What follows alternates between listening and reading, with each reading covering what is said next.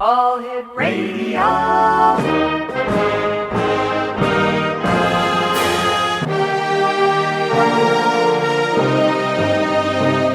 Welcome to the X Zone, a place where fact is fiction and fiction is reality. Now, here's your host, Rob McConnell.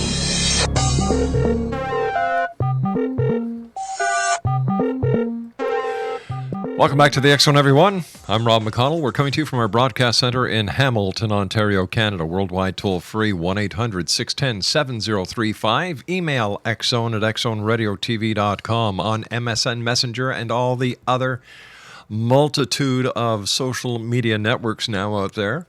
One simple address, X-Zone Radio TV, and our website, www.xzoneradiotv.com. Exonation, this hour we're going to be talking about human trafficking. My guest is Raymond Bechard, and Raymond is the author. He's an author, television producer, human rights advocate, and all-around provocateur. Not bad French, huh? Okay, he's worked to end injustice against all the people for 20 years. Raymond also advises social justice organizations in their mission to bring hope and encouragement to the world. Now, among other writings, he is the author of the recently published books, The Berlin Turnpike, a true story of human trafficking in America, which is a close historical examination of commercial sexual exploitation, and its place within all American communities. The book was recently adapted as a stage play by the Heart Best Ensemble Theater Company and will soon be the basis for the television series, The Turnpike Chronicles. Joining us is Raymond Bechard. And Raymond, welcome to the X Zone. Thank you so much for having me, and thanks for taking on this tough topic. It's not a tough topic. People say it's a tough topic, and I think it's a tough topic because people don't have the chutzpah or the balls to talk about it. They really don't, and it's amazing how poorly they do when they finally do talk about it. They really get it wrong, and they've been getting it wrong for a long, long time. Why do you think that is, Raymond? Go ahead. Why do you think that is? Why have people been getting it wrong? It's very easily sensationalized, and I don't know why people want to sensationalize human trafficking. It's slavery. There's not two ways about it. But it has this titillizing factor of commercial sexual exploitation, of selling people for sex. Mm-hmm. And, there was a widespread panic across America over 100 years ago. It was called the white slave traffic back then. And it was in all the newspapers. People were up in arms about it. It was in the middle of the Great Migration, mm-hmm. where people were coming into the cities for the first times from an agrarian society. And all these horrors were supposed to be happening in the city. And for the first time as well, you had newspaper magnates who wanted to sell a lot of newspapers. And doing it through stories like these, mm-hmm. Young women being sold into sex slavery was a great way to sell newspapers. And it worked. And it works the same way today. We've seen news reports about it. We see movies being made about it. And we see a lot of nonprofits making a lot of money, raising money about it. But there are very few people addressing it correctly or talking about it in a factual way and getting the story right. So what is the true story? The true story, first of all, there's a lot of myths and misconceptions about what human trafficking is and isn't, how it starts, how people get recruited in it. And in 2000, at least in the United States, we passed a federal law called the Trafficking Victims Protection Act, and it defined human trafficking very clearly. And that is a commercial sex act in which force or fraud or coercion are used. Any one of those three, not all three, just any one of those is the legal test. And when there's a pimp involved, you're going to have one of those. Sure. Now, if the victim is a minor, and that's 17 years old inclusive or younger, then that legal test is irrelevant, and you've got commercial sexual exploitation, you've got human trafficking. So that's any commercial sex act involving a minor is human trafficking, is modern-day slavery. And so that's why this phrase of child prostitution really should make people very, very angry, because there's no such thing. But you know, we live in a very promiscuous society. I've seen cases where young girls are using the internet to make money out of their bedrooms at night, exploiting themselves, and they have PayPal accounts and they're making money at it. Oh, very, very young girls and young boys. Yeah. And you can go there. I just came from the National Missing Persons Conference in North Carolina, and was demonstrating to these folks live online. I was showing them these sites, and there were thousands of people, young people, sitting there waiting for customers, if you can call them that, to pay their money to have them do a, quote, show. Absolutely promiscuous. You know, let's face it, because of many, many reasons, cultural reasons, but because of the internet and what kids can see now and what they're exposed to, sexuality at a younger age to them is normal and acceptable, and they even aspire to it. I mean, let's face it, there's junior high students doing things in the back of the bus that I didn't know existed till after I got out of college. All right, stand by. You and I have to take a 2-minute commercial break. Exo Nation, Raymond Bechard is our special guest.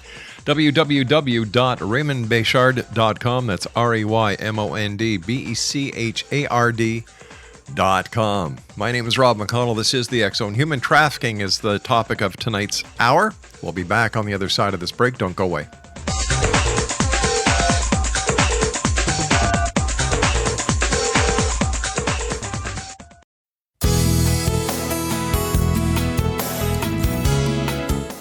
With each new extreme weather event or terrorist act, it becomes increasingly obvious that we live in uncertain and challenging times. We all buy car insurance. Why not collapse and catastrophe insurance? Matthew Stein, an MIT-trained engineer and green builder, has written 2 outstanding books to help people prepare, plan for, and deal with everything from minor situations lasting a few days to full-on collapse. Matt's first book, When Technology Fails, is a manual for self-reliance, sustainable living, and surviving the long emergency. This massive book covers the gamut from first aid and emergency preparedness to alternative healing, renewable energy, primitive living skills, and 18th century technologies that could be critical to your comfort and survival in a long-lasting crisis. Matt's second book, When Disaster Strikes, is a comprehensive emergency preparedness handbook and survival guide. When Disaster Strikes is an essential item for every family's go bag. Both books are available at all usual sources. There's a wealth of totally free information posted at whentechfails.com, and author-signed copies may be purchased at mattstein.com. That's www.whentechfails.com and www.mattstein.com.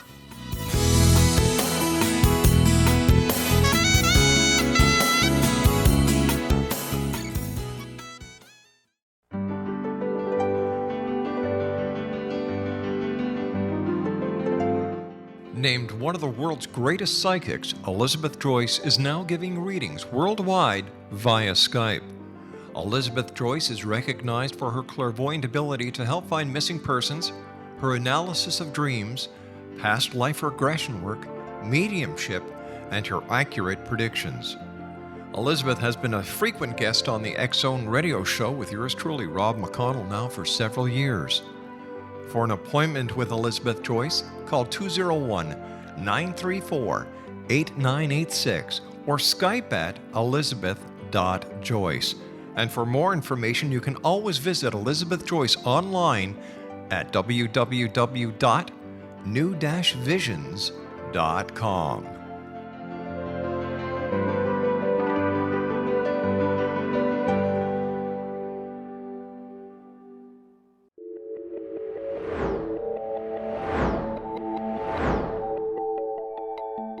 Do you have a dis-ease that you would like to alleviate through a natural means? Have you been contacted by angels, ghosts, or even extraterrestrials and want to validate these experiences? Or would you simply like to speak with someone who can help you find your life's purpose? I'm Dr. Joseph Mara, and I'm offering my services free of charge for first-time clients contacting me during the month of April. These free consultations include angel card readings, guided meditations, life coaching, and energy healing. If you have always wanted to explore these types of experiences but were skeptical or simply could not afford them, then take advantage of this free special offer. Contact me through my website, aguidinglight, spelled LITE.com, to schedule your consultation today. Until then, I offer you love, light, and laughter.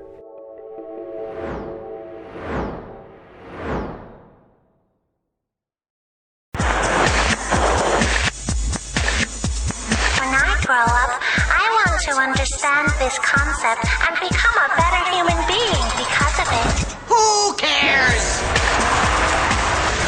We care. That's why we're talking about human trafficking this hour here on the X Zone. Raymond Bechard is our special guest. www.raymondbechard.com. Is human trafficking on the rise? You know, people talk about human trafficking. You think about Asia, you think about the Philippines, you think about countries that are not, and I hope nobody gets the wrong idea of this, you know, as cultured as we are here in North America and in Western, Eastern Europe. Is human trafficking touching all parts of the world now? All parts of the world and every community in North America as well. And it's about to absolutely explode, especially in Canada, because the Supreme Court of Canada just wiped out all the anti-prostitution laws. Mm-hmm. So you are about to see a huge sex tourism influx from America to Canada, because men will be able to go to Canada and buy sex from women or anyone really, and completely within the law. And it's extremely easy for human trafficking, for that force, fraud, coercion for younger people to be exploited within a legal system. In other words, it's very easy for human trafficking to hide within legal prostitution, and that's what you've got in Canada now. But isn't it true that when Holland gave certain parts to legalize prostitution, that sex crimes decreased? No, not necessarily. What happened was they stopped measuring a certain type of sex crimes. In other words, they took away a certain segment of sex crimes, didn't call them that anymore. So yeah, they decreased. they didn't define them that as much. But even according to the justice system in the Netherlands, according to their statistics, sex crimes, domestic sex crimes on sex workers went down. I'm not sure how they're measuring it. I have no idea their methodology. The only country I've seen where it works, where people are actually protected from sex crimes against sex workers, was Sweden. And Sweden was the first country that went against the millennial-old attitude that we punish the sex worker or arrest the woman and slap the guy's wrist. But there are legalized areas of the United States where, prostitution is legal. There are. And let me tell you what happens there. One of them was Rhode Island, believe it or not. In Rhode Island, it was not illegal to practice prostitution indoors. So from New York to Boston, even Philadelphia, the pimps would bring their girls to Rhode Island and practice their trade indoors, in strip clubs, in brothels, with total impunity. And the girls would dance, they would service guys in booths or in a back room, and we watched them. Every 60, 90 minutes, the girls would come out the front door, back door, and they would go out to their pimp's car in the parking lot and hand over all the cash. Yeah. With any crime like this, like drug trade, it's extremely difficult to measure because it's going to hide. And the more you try to regulate it, the more it hides. So it's incredibly difficult for any government or any organization to really get a measure on things and how it's increasing or decreasing.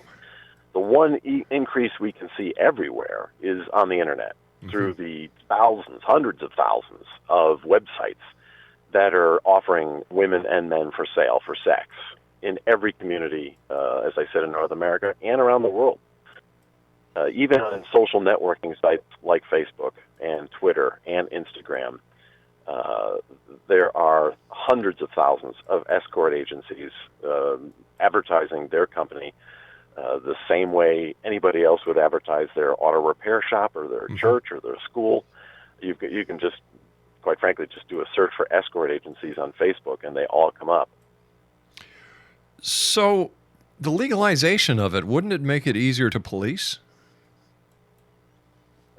It would make the legal trade of it easier. Yeah, well, you're never going to have a society where everything is legal and above board. That'll never happen. Well, sure, that'll never happen, but it doesn't mean we eradicate all laws. What's happening, what the Canadian Supreme Court did was they eradicated laws against prostitution and against houses of prostitution, brothels, and against advertising, and against making money off of somebody else's sex work. In other words, they legalized pimps. Okay.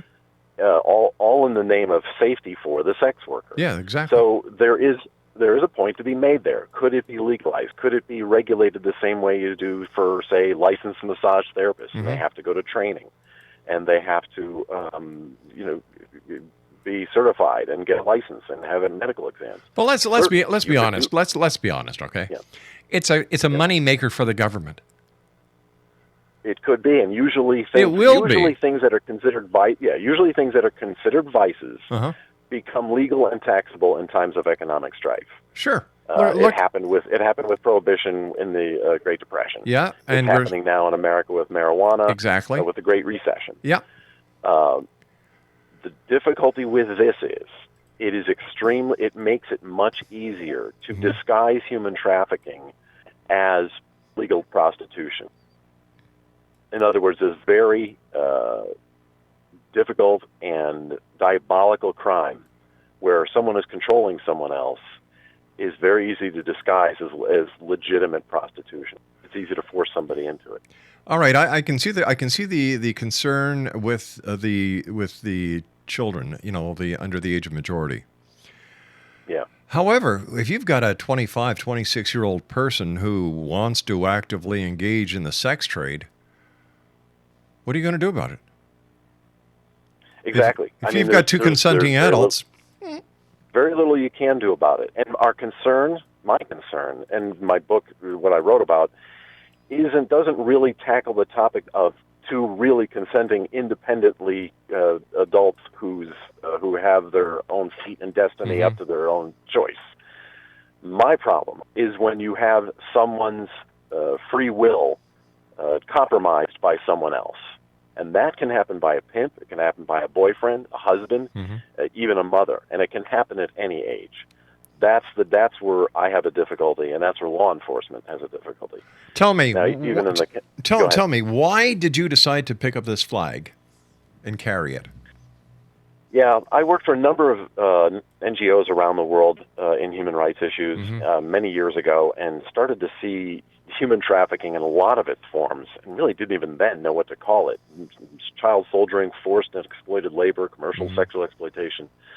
And then I was filming a documentary about this foster care mother in New York City. She was caring for a 5-year-old girl named Karen who was HIV positive. And this foster mother was doing a wonderful job caring for this very weak, very small little girl, adorable little girl. And I was talking to the city worker who was handling the case, and she pulled me aside and she said, this little girl is one of the lucky ones. And I said, how is that possible? She's 5 years old. She didn't have long to live. She never saw her 7th birthday. She said because this girl's mother tried to sell her when she was 2 days old for $200 on the streets of Brooklyn because she was an addict. And I thought to myself, I asked her, how often does that happen? And she said, all day, every day, thousands of times a day. We have no idea. We just know it happens all the time. We just happen to catch this one. That's why she's lucky. And I thought, okay, so this is slavery. There's more slaves in the world now than there ever has been. Why is this not a huge story, and why aren't people addressing it correctly? So it's not as really, Rob, like I picked up the flag. The flag was really kind of put in my hand, and it stuck there. All right, so tell me, what changes do you hope to see made, and what are you doing to make these changes happen? Well, one of the things we've done is especially address what we call the Facebook issue. When I was researching my book, I came to realize very quickly that there was a massive amount of child pornography on Facebook. And we wanted to address this, but Facebook didn't, because to address it was to acknowledge it. But pedophiles, for the first time in human history, instead of hiding in their basements and looking at pictures of either they traded with somebody somehow or took themselves, were now able to use these images and videos as currency and trade with each other around the world, using Facebook as a platform for it, using Facebook to connect with each other, even through translation software. Nothing mattered. Language barriers, cultural barriers, and there were millions and millions of images and videos of children in sexual images on Facebook. We tried to get Facebook to answer. They wouldn't. So we started a cause on causes.com, and before we knew it, we had 1.5 million followers. We were one of the largest causes on their platform. And since then, Facebook has finally taken some measures, because of the pressure we put on them, to work with the police in all of their offices around the world. It was the strangest thing, Rob, because they have a reporting system on Facebook. If you see child pornography, you are supposed to report it. And we called them and said, well, how about reporting these things to the police? And they told us point blank, no, you should use our reporting system. And I asked them, what other crime can you tell me that when you witness it, you report it to a corporation and not law enforcement, especially one as diabolical and horrible as child pornography? Let's see. If somebody steals your credit card, uses it, you report it to the bank. You don't report it to the police. So there's an example. Exactly. But you do know that the bank is going to call the police. No, they don't. They investigate it inside. Very rarely do bank fraud cases go to the police on a credit card. Well, I wouldn't at all stop at calling my bank if somebody called. I'd make 2 calls. I'd call Facebook and I'd call the police. Here's the big difference: the bank doesn't erase the evidence if you call the police and there's a fraud investigation. So if you report a child pornography image to Facebook, they remove it. The evidence is gone. So the police have no way to investigate it. And we were asking Facebook, are you reporting these things to the police?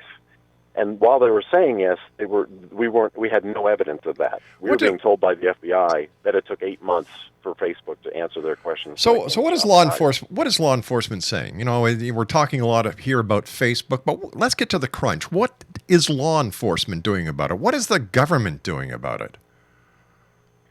Well, it depends on the area. All right, I'm going to give you a couple of minutes to think about this, because I've got to take my break here. Exo Nation, we're talking about human trafficking, slavery, prostitution. Strange hour here on the Exo. Raymond Bechard's our guest, www.raymondbechard.com, and we will be back on the other side of this commercial break with the news. And as always, if you have any comments, if you'd like to voice your opinion, send us an email, xzone@xzoneradiotv.com. Human trafficking, I'm dead against it. I'm dead against any crime against a person, especially children. Being an ex-cop myself, I want to know what law enforcement is doing about this. Because a crime is a crime. And if Facebook is hiding behind the rights of a person of freedom of expression, we've got major problems. We'll be back on the other side of this commercial break with the news. Don't go away. Are you considering calling a psychic to read your situation? Then consider David Champion, a psychic medium for more than 20 years with thousands of readings under his belt. David Champion will make you feel comfortable. He has proven to be honest and accurate. He's a straight shooter. There's no guesswork. What he sees is what you get. While he is a medium, most of the calls focus on relationships, not only love, but work, school, neighbors, and more. Need help with finding a job and preparing for the interview? Are you dealing with people who are obstacles in your path? For more information, go to davidchampion.com. $1.50 per minute paid by credit card with a minimum of 30 minutes. For your reading with David Champion, call 1-877-702-8598. That's 1-877-702-8598.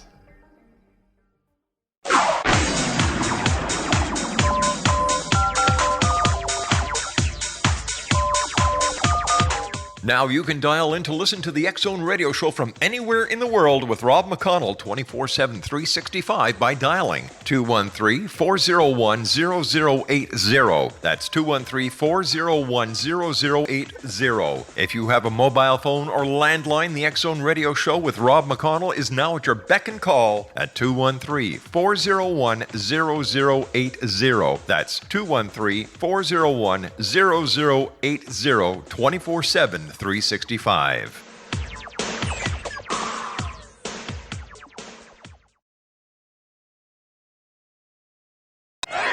These guys are the best!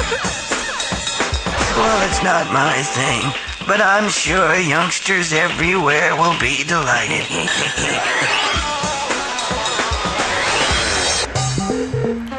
1-800-610-7035. Email xzone at xzoneradiotv.com. Social media network, X Zone Radio TV. And our website, www.xzoneradiotv.com. We're talking about child prostitution, human trafficking, the sex trade, and what people are doing about it, especially when it comes to kids and people who are forced into the sex trade against their will. Our guest is Raymond Bechard. His website is www.raymondbechard.com. Now, Raymond, you use we, the plural. Who is the we that you keep talking about? Well, there's a few of us that kind of fight this online and fight it through legislation, and we investigate individual cases as well. So it's a small community. And that's what I mean by we. It's really not any kind of organization. It's just a few of us who feel the same way about it and try to do the best we can. All right. So what have you accomplished, and what is law enforcement doing about this? As far as accomplishment, we've actually been able to change several laws because we've had to work very closely with legislators to show them the weakness in the laws. The fight against this, the fight against the modern form of human trafficking is really still in its infancy, both on the legislative level and on the law enforcement level. And we've been able to get escort ads removed from some Tribune company-owned newspapers that were proven by the Department of Justice to be human trafficking, yet they continue to run them for years. So we've been able to do little chunks of victory along the way. Law enforcement is another issue. It really depends on the department, whether it's local or provincial or state or federal. Its fight against human trafficking is indeed in its infancy. Very few in law enforcement really recognize human trafficking for what it is, and so often I get the response that, that just doesn't happen in this town. And I have to go on the internet and show them the websites and show them how it's happening right in their town, no matter how small. Much of the recruitment of girls, especially, happens in very rural communities or bus stations coming from rural communities. So it's taking a long time to get law enforcement to wake up to this. You know, when people hear about human trafficking, they think about people who are being smuggled into countries in containers, and who are. That's not what it is. Go ahead. So basically, your gripe is about prostitution, the sex trade. My gripe is about human trafficking. It's about someone's free will being taken away from them, either by the use of drugs or real mind manipulation. These pimps are incredibly smart. They're incredibly manipulative. They study hypnosis, neurolinguistic programming, sales techniques. I mean, they look for girls who they understand have a self-esteem or self-worth issue, and they can see them in an instant at a bus station, in a foster care system, in a shelter, or even behind a cash register at Walmart. And they romance them. They woo them. They recruit them that way. It's not done by kidnapping. It has, even though it's called trafficking, it has nothing to do with movement. The law I mentioned before, force, fraud, coercion, age of the victim, nothing to do with movement. So it's not about across state lines or international borders. It's nothing about smuggling. And very rarely is kidnapping involved. It does happen. That's what makes the headlines. That's what gets people to raise money for nonprofits. However, you don't want the entire nation looking for your what is to you as a pimp your product, because you've just kidnapped it. It's much, much easier, especially with the sexualization of younger people these days, to recruit somebody into the working for you willingly. And then they work on breaking them in and literally get them addicted. It's like the Stockholm Syndrome on steroids. They get the girls addicted to their own personality so that they think they can't survive without being near that pimp and doing exactly what he says. Chains and shackles aren't needed for this kind of slavery. Drugs are often used along with this manipulation, and these pimps telling these girls words they've been waiting to hear since they were children. The one common denominator that we've had with the victims I've worked with is early sexual abuse. And we know that's 25 to 35% of the female population. That's a huge amount of girls that are really, they find, open to this recruitment. And that's how they get into it. And much of that happens online as well. Much of that recruitment happens online or in person. They will use all means necessary to find new product. Because unlike the drug trade, there's no war against human trafficking like there's the war against drug. Every local, state, and federal cop, investigator, detective, and drudge knows how to prosecute drug crimes. Nobody knows what to do with human trafficking crimes. There's no suspicion to be with your product. If I've got a pound of cocaine on me, that's pretty suspicious. I'm getting arrested. I'm going to jail. If I have 2 girls in my car, I just have 2 girls in my car. That's 100% profit. In other words, I sell that pound of cocaine, I've got to use some of that money to restock my inventory. I sell my girls, they come back to me. I'm only renting them. It's 100% profit every time. And if I do get arrested, if I'm the detective making the arrest and I make a drug arrest, my police department gets what's called the asset forfeiture. We get all the assets of the drug dealer. We get his cars, his house, his bling, his money, his jewelry. Sell it online, bunch of websites selling police department asset forfeiture. In human trafficking, the victim gets the assets. So there's a much more reduced motive for law enforcement to go after these crimes. They're very hard to see, very hard to prove. They're very inexperienced at it, and quite frankly, there's nothing in it for them. So you're basically saying that the law enforcement agencies and the judicial system isn't going to touch human trafficking and the sex trade as you're describing it because they can't make any money at it? Many of them don't. There's no professional motive. There are task force, and again, they are in their infancy as well, and they do make a few arrests, but they're very small. They are not given many resources, and these crimes take an enormous amount of time and influence and resources to investigate and prosecute fully. We had 2 brothers in my home state of Connecticut. One was the first to be prosecuted in a courtroom under that law I mentioned before. He was prosecuted in 2007, and this is what I wrote the book about. His name was Dennis Paris. He's doing 30 years in a federal penitentiary because it was a great case for the government to take. They spent millions of dollars on it. They had several federal agencies. It took them 2 years. In 2010, they arrested his brother for the same crimes, and he was far more brutal than his old brother. His partner was his wife, who was a Connecticut state trooper, a Connecticut law enforcement officer. She was in on it with him. The federal prosecutors didn't want to take another human trafficking case, didn't want to spend the time and the money. They had done it. They gave it to the state prosecutors. The law was too weak. They didn't even want. They had never tried a human trafficking trial under the laws. So they just reduced the charges to promoting prostitution. He'll probably do about 2 years, where his brother, for the very same crimes, is doing 30 on a federal level. So it's extremely subjective what prosecutors will take and what detectives will investigate. Right now, there's not a high motive to do it. What's the caseload like? How many complaints or how many cases would an average police department investigate a year? Or how many complaints would they receive pertaining to human trafficking in the context that you're describing it? As far as complaints, very few. They really, to find them, they go looking for them. It's really like complaints against organized crime. The ordinary citizen isn't going to, find it, see it, and complain about it. In other words, there's still women working on the street corner, and someone still may call up and say, well, these girls have been working on our street corner. We want you guys to do something, and then the police will do something. But see, now, for every girl working the street, there are thousands online.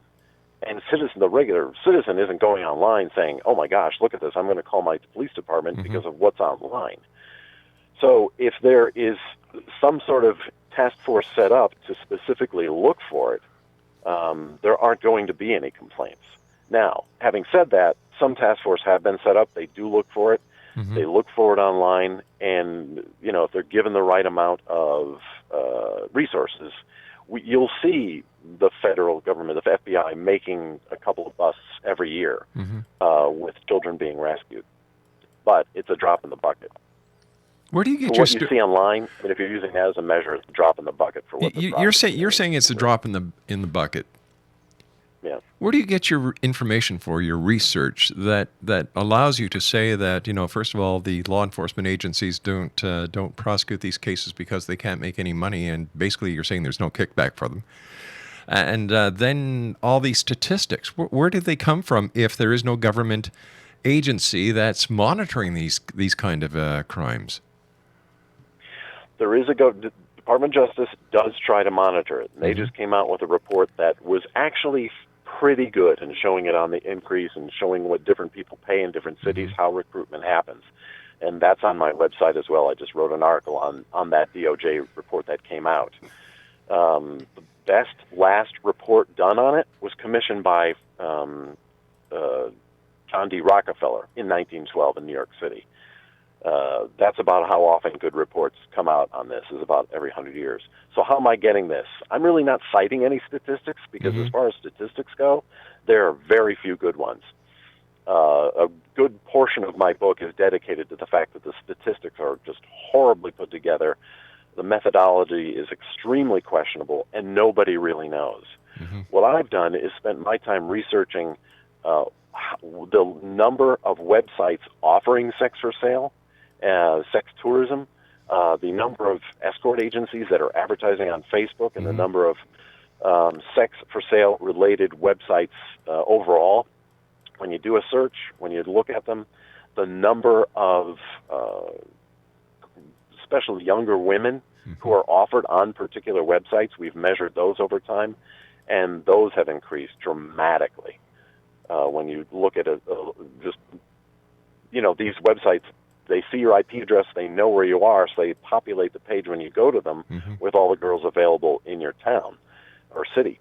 And those numbers just go up. You can see them going up month by month. And so because it's just becoming more acceptable, especially the live webcams. Of course, there's no personal contact there. They're certainly are safe from the customer, but no one really knows why or if they have a free choice in performing these acts in front of a webcam or not. So if there is a girl, she's underage, she decides to go into business for herself, she's not being pimped, she's not being coerced, she's not being defrauded, there's no criminal intent from anyone else. What do you do about that? In that case, the person buying her is the criminal. And it's kind of interesting. When we're passing a law here in Connecticut, and I was testifying before this judicial committee, and we were trying to increase the penalty for the customer who was paying to have sex with a girl, and if she was underage, whether or not he knew she was underage. And one of the legislators was giving me a hard time in the testimony I was giving. He was firing questions at me saying, well, why should we punish a guy if he doesn't know she's underage? And I said, okay, I tried to be kind of nice because it was a big crowd, a lot of people listening, and I didn't want to humiliate the guy. I needed his vote to pass this law. And the third time he asked me, I said, listen, you've got a 19-year-old male. Let's make it older. Let's say we've got a 22-year-old male, and he starts dating a girl, meets a girl. She says she's 19, and they're going out for a couple months. They become intimate. But then her parents find out, and they know that the girl's only 14. She just said she was 19 because she wanted to go out with a 22-year-old male. Well, whether he knew it or not, he's going to get charged with sexual assault of a minor because she's 14. And I asked him, why is it okay if he paid her and didn't know? And I said, sir, why is paid pedophilia okay with you, but pedophilia isn't? How are you going to get away? How are you going to get around the case where it's no big secret that members of the clergy indulge in pedophilia? You know, You're not going to get around it. So what are you going to do about it? What are you going to do about it? Well, we did get one arrested. There was a guy online on Facebook. He was trading child pornographic pictures all over the internet. Yeah. I had several false profiles on Facebook set up to try to trap these guys. Trapped him. We found out where he was. We reported him to Kentucky ICAC, that's Internet Crimes Against Children. And 3 days later, they arrested the guy. His name's Jerry Cannon, and he was a pastor of a church with a wife and 3 kids, and now he's doing time. There you go. So you just got to go in and you got to get your hands dirty, and that's kind of why. Isn't that the job? Isn't that the job for law enforcement, trained law enforcement professionals, and not John Q. Public? You know, you're starting to sound like an internet vigilante. Well, being vigilant doesn't mean you're a vigilante. And law enforcement, of course, these days is stretched very, very thin. They've got to take the urgent crimes and things happening within their jurisdiction, the thing that public safety. This gets pushed to the back burner if bigger things are happening or if their budgets are being constrained, which they are. In the town I grew up in, I knew one of the detectives very well. And I looked at that time, it was Craigslist was being used a lot for human trafficking and prostitution and what have you, all the 6 different sex crimes. All right, we're going to have to ask you to hold on because we have to take our final break here. Exo Nation, we're talking about child trafficking, child prostitution, children committing sex acts on the internet, and much more. I'll be back on the other side of this commercial break as we continue here in the X Zone with yours truly, Rob McConnell, from our broadcast center in Hamilton, Ontario, Canada. Send me an email. Tell me what you think, either on our social media networks at X Zone Radio TV or by email, xzone@xzoneradiotv.com. We'll be back on the other side of this news break. Don't go away.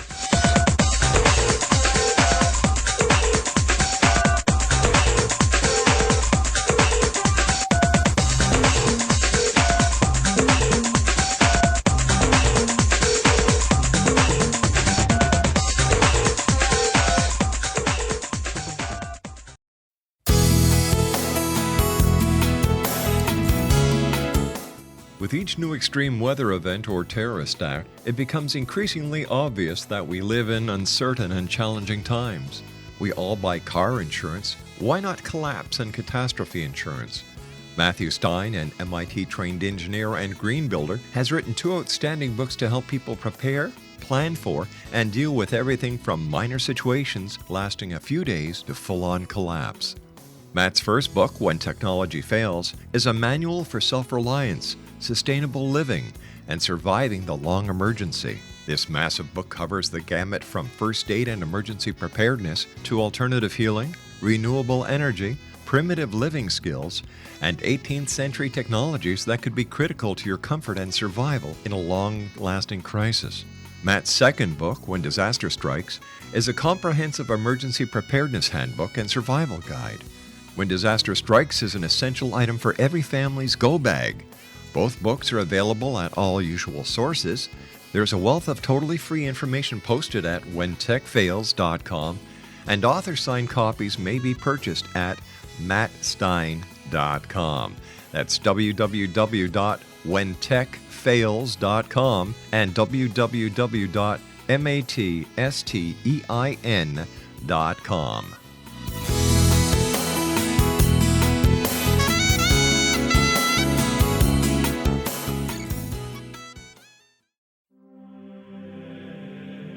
Rob McConnell here, presenting an overview for Nicholas Paul Jennings, author of a fascinating book, Amen. It presents facts revealed by Egyptologists, facts that enable us to understand why Amen is the beginning of creation of God. It provides recommendations for religious leaders of the major religions to unify their beliefs and teach the Word of God. Love one another. Amen informs people how mankind conceived God. It was the Egyptians that developed the concepts of a soul, a hereafter, and Son of God. And finally, after the worship of many gods, they conceived the belief in one universal God, the maker of all there is. For more information, visit www.futureofgodamen.com. That's www.futureofgodamen.com.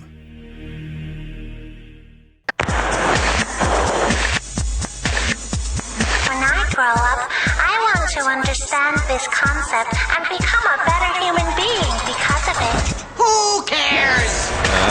Like I said on the other break week here at the X-Zone, www.xzoneradiotv.com is our website. We're talking about everything from child prostitution to kids on the internet to human trafficking. Our guest is Raymond Bechard. His website is raymondbechard.com. So where does this problem originate? Is it in the home? Is it because parents don't give a damn? Or, what's the real root reason? I tell you what, Rob, the real reason is men. I mean, men are buying these girls. They're the ones driving the market. But why? But why do girls allow themselves to get in the position where they're targeted by these pimps? Is it because of the problems they've had being brought up? Is it because they've had parents who don't give a damn? There's got to be a reason. It's easy to say it's the guys who pay for the sex, but why do the girls and why do the guys get into the sex trade? Why don't they just run away from the pimps, run to the police, seek protection from society instead of going out there and doing the same thing day after day after day after day? Well, I am victim blaming. I find abhorrent, but and then these people are victims. It's kind of like blaming Hurricane Katrina victims as being, wind and rain enthusiasts. But they were a victim of an act of God. They weren't victim of a person who sought them out because they had a psychological problem, whether it was because they had no self-esteem or that they had a misplaced childhood or God forbid that they were actually the recipient of some sexual abuse. And that's what happens. So here's the thing: you're asking why isn't there some safety net, a family member, perhaps a church, school, society? Yeah. It's because those safety nets are flawed. They don't work, especially the family. If people want to go on YouTube and just look up the Berlin Turnpike and the phrase "two girls," okay, but hold on here. Okay, you're saying that the system doesn't work. The system has flaws in it. You know what? So, you go on the internet, you look after these guys who are going after these young kids, and by the way, I applaud you for that. You get them arrested. What about getting the parents arrested who screwed up as parents, neglected their kids, put them on the street, or forced them to either take drugs or to get into these situations that ruin them for life? Get that question constantly. Where are these kids' parents? Yeah. Well, many times the parents are the ones that are either working the street corner up from them or getting them into it. In the case I wrote the book about, one of the girl's aunts got her into it.